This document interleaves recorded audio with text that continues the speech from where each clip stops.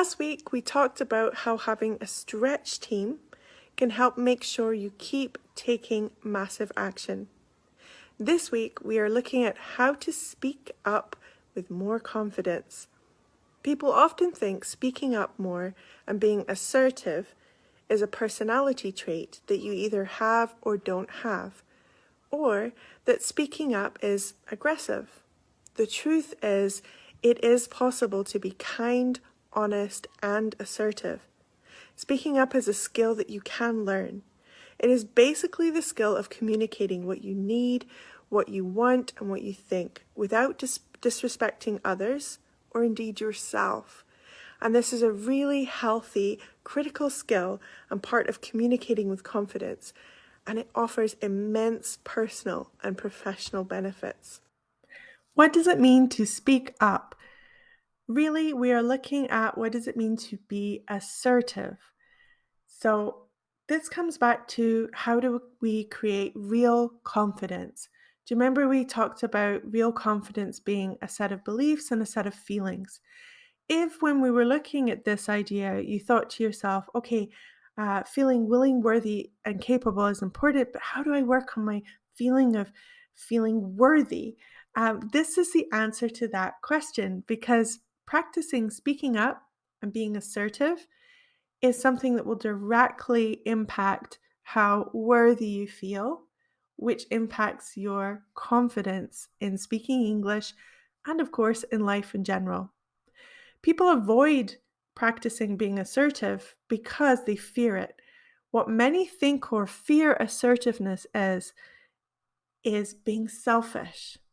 They fear that it is dominating others to get what you want. They fear that if you're going to be assertive, then you will be communicating with aggression or manipulation, or that it's something that creates a negative outcome. And lots of people think it's something only extroverts are good at. But actually, healthy assertiveness actually is a clarification of your priorities. It is about you expressing your needs, wants, and desires, communicating with respect, valuing clarity and healthy boundaries. Assertiveness is something that ideally creates a win-win outcome and a positive atmosphere. And most importantly, it is a skill that can be learned, and it's learned through practice.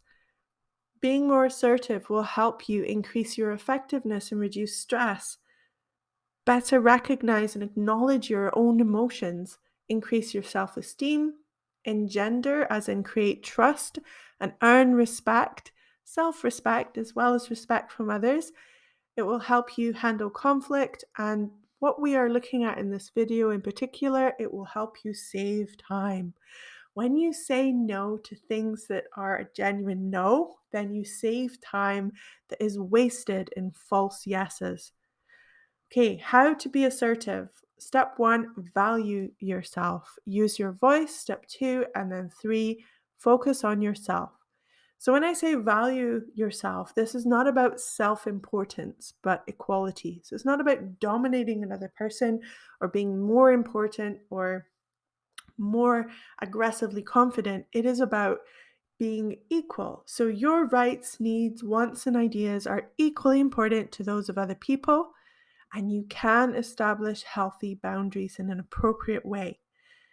How do you do that? Well, you use your voice. You ask for what you need, you express your ideas, and you say no confidently. And then the last step, when you've done that, you need to remember that the only thing you can control is how you are choosing to communicate. You cannot control other people's reactions to you or indeed how they choose to communicate. Okay, so we're looking at one aspect of speaking up because there's many different places and ways that you could speak up, whether it's speaking up in a meeting or in your personal life or your professional life or by having assertive body language. We're just focusing on this one idea of saying no assertively in order to be true to ourselves and free up time. So how do you say no? Well, you set your priorities, you take action, and you practice, because assertiveness is a skill. So clarifying your priorities is about first of all, needing to assess the request and how it fits with your priorities. Do I want to do this? Does this align with my goals? And being honest about that. Remember that a false yes is placing fear of other people's judgment, anger, or retaliation at a higher priority than your confidence. Many people say yes because they fear that if they don't, other people will say no to them later on. But that's really manipulation when you actually think about it. Remember, the consequences of a false yes are less time, less respect. Okay, so you've decided that you need to say no to this. You need to take action. The first step is to really feel and then show empathy.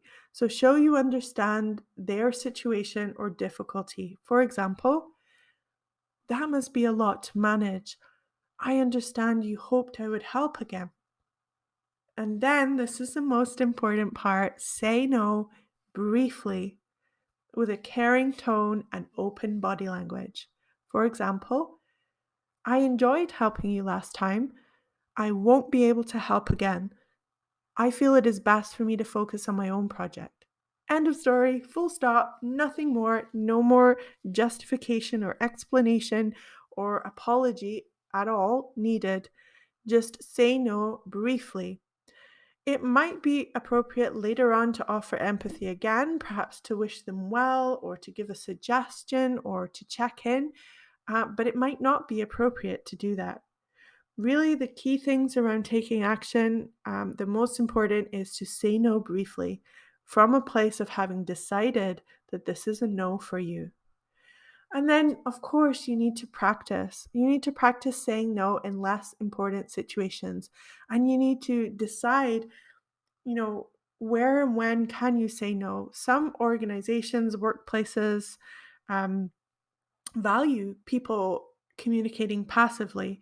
And so it can be very tricky to start saying no in high risk situations. So it's important to practice in less important, less stressful and risky situations. For example, with a loved one, your spouse or children or friends or close family. Um, and say no in those situations first. When you are going into more important situations, it's important to practice your brief no before the actual situation. Be clear about the sentence that you will say that is your no, I feel I cannot do that. Be clear about that brief no.